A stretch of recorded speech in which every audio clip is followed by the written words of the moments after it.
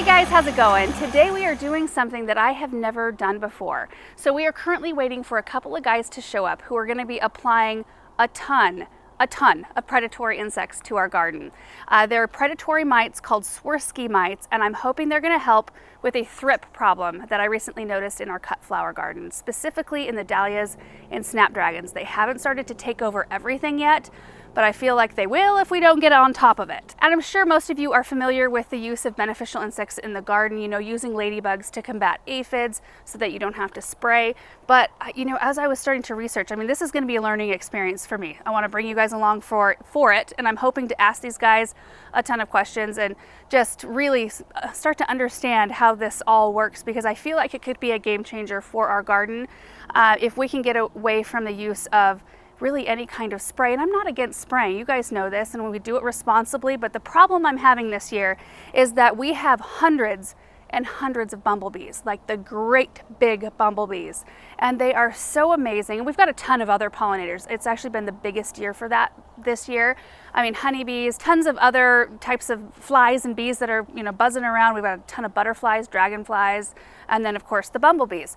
Most everything goes to bed at night, and so we usually wait until really late in the evening to go out and spray. But the problem is the bumblebees don't. Females oftentimes will go back to a nest, which is usually like they find a hole somewhere, like an abandoned nest of something else that could be in the ground, hollowed out log. They even use birdhouses sometimes.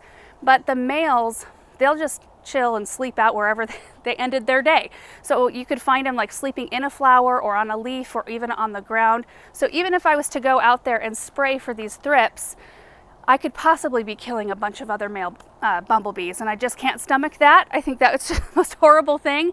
But thrips are horrible also. They are these tiny insects. They're like a sliver or the end of a needle that suck the sap out of your plants. They create damage that looks a lot like your two-spotted spider mite, which we deal with sometimes in our garden as well. But the type of mite that we are applying today is not the type that's going to eat the leaves of the plants. They are a carnivorous mite that are attracted to thrips and whitefly specifically, and they're used a lot in production of strawberries, like strawberry fields, apricots, flower production, greenhouse situations. So anyway, I'm feeling that this could be just the most wonderful thing. I'm very excited about it. I'm excited to learn how long it will take for these mites to kind of take over the thrips, because I haven't done a whole lot recently with our cut flowers. I haven't done a bunch of giving away because of the bugs in them. I still make arrangements for our house, but I dunk every single flower before I bring them inside. And I could do that to give away flowers, but it's still likely there's going to be a couple left in there, and I don't want to give away buggy flowers. Nope. So the way they're going to be applying these mites is by attaching vials of them to a drone. They're going to fly the drone around the property to release the mites. It's going to be really interesting to watch.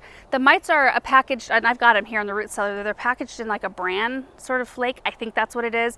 It's kind of like adding your seeds to sand so that you get more even seed coverage when you're just like kind of broadcasting your seed. Kind of the same situation here. But I'm hoping to learn there are ways that you can get a hold of these mites in smaller quantities for smaller spaces. We're going to learn all about that today. But the way I got connected with these guys is through my parents' garden center, because they do have the garden store and the nursery, but they also have a big ag side. They do a lot of alfalfa, clover. They clean and process the seed and bag it and ship it out.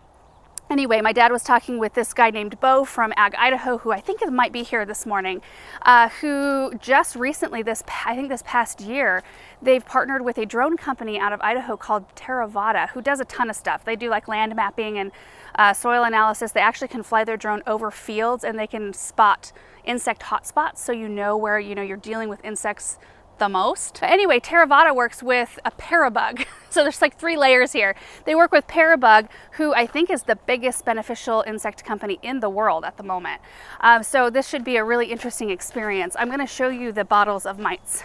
They arrived yesterday, and I popped them right into the root cellar. They have to be in cold storage until you're ready to apply. In fact, I think you're not supposed to apply them to your garden space if it's over 85, which it's not right now. We're early morning.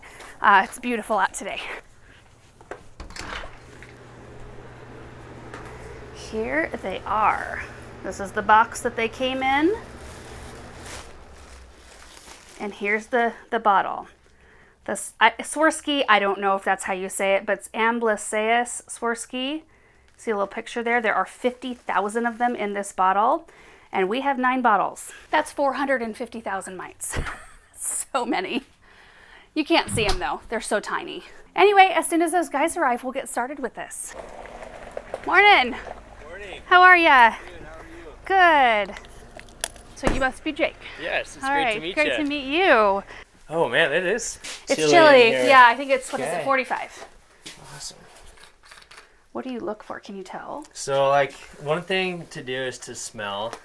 Really? Um, Is that bran that they're in? What is that? It looks like wood chips. Oh, wood Normally they chips? use vermiculite. Oh, I've okay. actually never used this before. Oh, I've interesting. always done vermiculite, and then sometimes we'll do rice hulls. The bugs that we got were really warm yesterday, but they were still active, so the mortality wasn't too high. But normally when we expose them to heat, we'll be able to see if they're moving around or not. Do you account for a certain percentage of loss, even in Yeah, ideal so- conditions? So these say, so there's 50,000 guaranteed. They probably have closer to 70,000 in Oh, here. okay, So they whoa. pack heavy Sure. on the bugs. And they're grown in a lab? Yeah. Oh, that is so crazy. They are. I didn't know how that worked. I'm like, And they grow all kinds of stuff like Dang. ladybugs and lacewing, all kinds of beneficials. Pretty much anything you could think of, wow. like parasitic fungus Dang. that'll eat bugs. Oh my. Yeah. That is just so interesting to me. I did a little poking around on the websites just to see Yeah. what kind of things, but yeah. Well, Oh man, they shipped you 2, 4, 5, 6, 7, 8. Okay, 9. so 9 of them. Perfect. That's what we ordered. Perfect. What do you normally do for like spider mites? We've tried all kinds of different things. Yeah. These, you can probably still see the well, you can, because I trimmed these hard, but you can see the damage. This Oh, was 2 yeah. years ago damage. Wow. And I haven't seen any active, like there's no webbing that I can see. Well, I haven't looked for a week or two. Does this type of, is it Swirsky, is that how you say it? Does this type of mite feed on this? They will, but they prefer thrips and whitefly. Okay, And so if after that's they- gone, If that's gone, they will also eat pollen, so they Okay. don't die. So they're actually a pretty like viable, are they like hardy. a pollinator in a very mild way? Maybe in a very mild way, but Yeah. they don't fly. So They just crawl not around. really. Sure.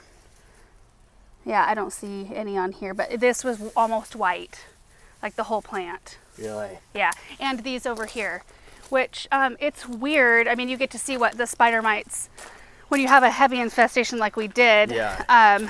like you can see which plants they prefer. I mean, we have 2 different varieties of boxwoods right next to each other. The ones up against the house are a different variety than these, and these got nailed. So they're like this one more. Yep. Huh?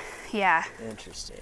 You know, when people talk about ladybugs, I've Yeah. noticed a little bit of negative pushback in terms of like local ecosystem and not getting the right kind of see. ladybugs. Do you hear a lot of that or deal with any of that? I haven't released like any ladybugs at all actually, but I can totally understand where they're coming from. I think the best way to do that would to identify which native species you have and then see if insectaries are rearing those and then release those. Okay.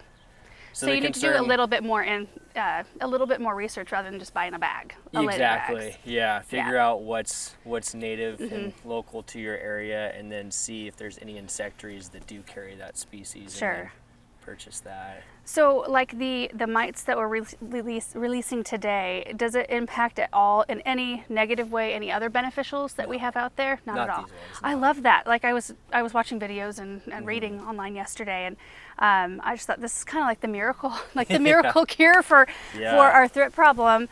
If after I talked to you, I wanted to make sure that there was nothing that could no, these possibly ones are upset. good. There are some species of predatory mites, like the one I was just releasing in corn, where if they don't have a target species like the 2-spotted spider mite, they will cannibalize each other. Oh, but they'll eat each other. They won't go off and Exactly. eat. Okay. They're not gonna, and they're so small, like, they're not gonna feed on. They're not going to anything wreck else. your plants. They're not going to turn Right. to plant material. Right. There's quite a few different bugs too that will cannibalize each other. Like Really? lacewing is another, like a really good predator. But if it doesn't have a prey that it's feeding on, say we were just to buy a whole bunch of like the little larva stages, if they don't have food, they're just going to start eating each other. Interesting. So you got to get them spread out as Right. fast as you can. Right. Well, let me show you what we're dealing with Okay. here. I think I texted Bo a overhead shot. I can't remember. Or maybe, did I text you an overhead shot? No. Okay. So I noticed the main, well, I mean, I think they're everywhere because I think they're, in roses and stuff. But our cut flower garden right out here is where I noticed a ton, like on our dahlias and snapdragons Okay. over there. So it's like this whole area here to the fence and then around the house.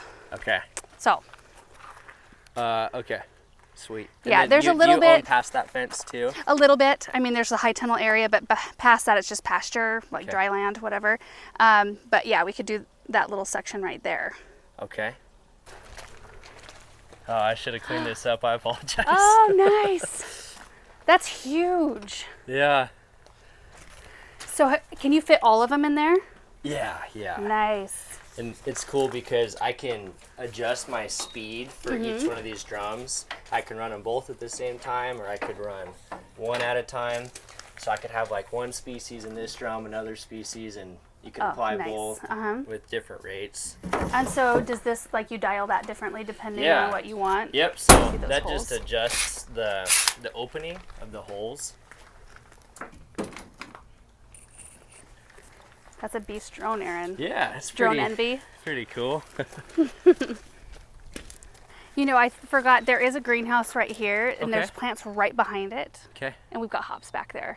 Oh, nice. Yeah, I don't know that we have any Cool. issues, but we could drop some back there too. You bet. Yeah, I'll just, Awesome.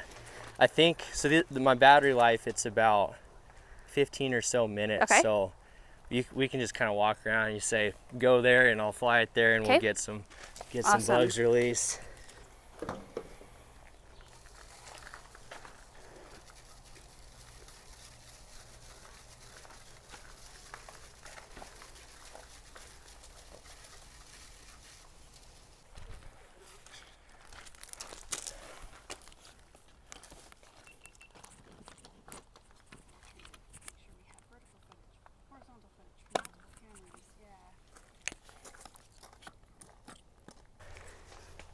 This is so cool. Look at how huge that is.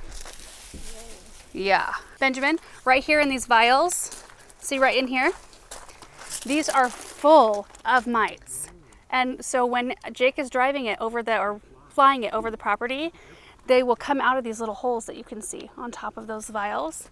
They'll shake out over the flowers. I'm going to open up the holes. And then they're gonna eat all of our thrips that we have in our flowers. It'll be great. That whole thing is it? Mm-hmm. Yeah. All right, are you guys ready? Yeah. Yes. Okay. I'm going to turn on the lights.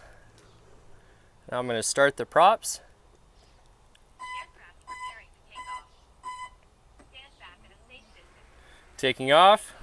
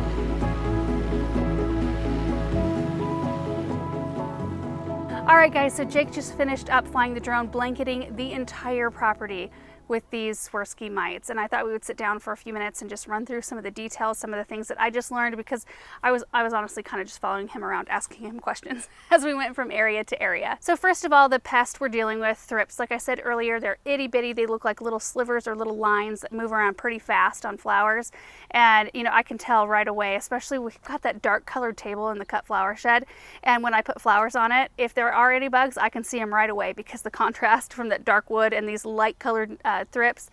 Yeah, I knew right away when we started having the issue. But the adults can overwinter in plant debris, leaves on the ground, bark, mulch, that sort of thing, and then they wake up in the spring, lay their eggs inside of plant tissue. Those eggs will hatch in a few days. The baby thrips or nymphs, they will feed for anywhere up to 3 weeks, and then they'll sit there for a week or two and rest, and then molt and turn into an adult, and there can be 15 generations of a thrip throughout the season. An adult thrip will typically live for about a month or so. But pretty much the whole time they're alive, they're sucking the life out of the plants and causing issues. But not only are they harming the plant they're on, but they can also spread viruses, and it's just a whole thing that you don't want to deal with. So I have sprayed for them before, and like I said earlier, I'm not against that either.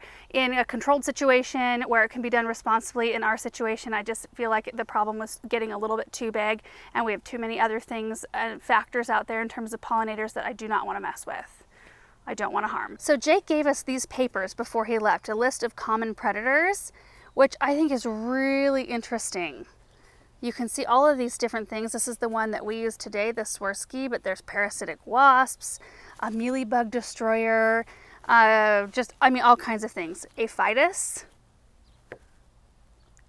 Things I've never heard of. And you guys, we will link all of these things. We're going to link the companies we were working with today, as well as all the information I'm talking about, in case you want to just sit and read it, because there's so much information out there and it's such an exciting thing. As we were looking at this, the thing that excited me the very most, target pests are thrips, broad mites, whitefly, and the two-spotted spider mite. And the two-spotted spider mite is something that we typically deal with as well. I've noticed a little bit, but not to the scale that we normally have it, because we had such a long cold spring. Now that the heat is here, like our 10 days all above 100, they like the heat and they spread around in the wind. So I'm super happy to know that these Swirsky mites will feed on that other type of mite as well. And the type that we put out today, they don't fly, they crawl around on plants, they can travel up to about 15 feet in a day. So I thought that was interesting, because when I was asking him about, like, okay, so with these things, if they didn't have any of these pests, like they've taken care of all the pests and their food source that they like is gone, will they then turn to other insects and start eating on them? And he said no. They will turn to pollen. They won't eat the plant or the petals, they'll eat pollen. So essentially they're not a pollinator, but if they move around a little bit, they could move a little bit of pollen too. So I feel like there's really not a negative side to this. And some of these will overwinter here. We're a zone 6. The percentage isn't super high, like upwards of maybe 20%, but if it's something that is effective in our garden this year, if we plan to apply a new batch of them every single year, maybe earlier than we are now, so that they're here and present and we get to a point where we have a problem, we could probably amp that percentage up throughout the years and have more of them present from year to year. Before he came to our house, he actually was at a cornfield applying some Californicus, which is also a predatory mite, and they target spider mites and broad mites. And I think this is the other one he said that they were applying, the Cucumerus, also targets immature thrips, two-spotted spider mite, cyclamen mite, and broad mite. So clearly, applying the beneficials with a drone, I just really was interested in seeing how that works. And he said he hasn't done anything like ours. And while it's a large garden, it's not a field. It's not field production, which is what he's used to flying his drone around in. But they really want to branch out into, like getting the information out about these insects and using more and more of this sort of approach rather than using chemical, synthetic, or organic. So we asked him, if somebody that you might be watching our videos from another state, how could they go about getting something like this or searching this kind of thing? And he said the best thing to do, if you have something eating in your garden, collect a sample of that insect. Try to Google and find the information, what it is, or take it to an extension office, your local garden center, identify the problem, and then you can start Googling, what kind of predatory insects eat this. You can also search for a beneficial insect application company because there are several out there. So the one here, you know, that we were working with, Jake's from Theravada. Anyway, I just think this is the coolest thing. So we applied about 75,000 of these Swirsky mites per acre today, and it will depend, you know, sometimes you've got a very targeted area. Like we did it pretty heavy over the cut flower garden. He did multiple passes over the flower garden because that's where I've been noticing them. But it could be a situation where you know where the problem is and you can hand apply your whatever beneficial you have right to that area, and they'll take care of the issue for you. I asked him about time frame too. I thought it would probably be 2 or 3 weeks before we started noticing some major difference, and he said it's way faster than that because the way that we did it today, you can buy beneficials as adults or as eggs or as a mixture of both, and what we applied today are all adults, so they're going to get to feeding right away. So we should see a difference here in a few days. But I have seen people get the eggs in little, they're like almost look like tea bags in a way, or like little pouches, and you can hook them to your plants. You can put them on the ground beneath your plants. There's multiple different ways that you can get these, and you can just Google that and search for where you can order that sort of thing. They're usually rush delivery right to you, very short shelf life, but this is going to be an interesting thing to report back to you guys to just see how it works, because I think especially if this one type of beneficial can handle our two big problems, spider mites and the thrips, I will be thrilled. And I am most likely forgetting so many things right now. So if you have questions, please drop them in the comment section down below, and we will try to address as many of them as we can in our weekly recap video that goes out on the Garden Answer Highlights channel. This is a new thing, a new subject for me, so I'm just going to try to soak in all of the information that I can. And if there are some really good questions that I don't feel like I can answer, I can always contact Jake, and he was a wealth of information today. So that is it, you guys. Thank you so much for watching this video. I hope you found it interesting and helpful. We'll see you in the next one.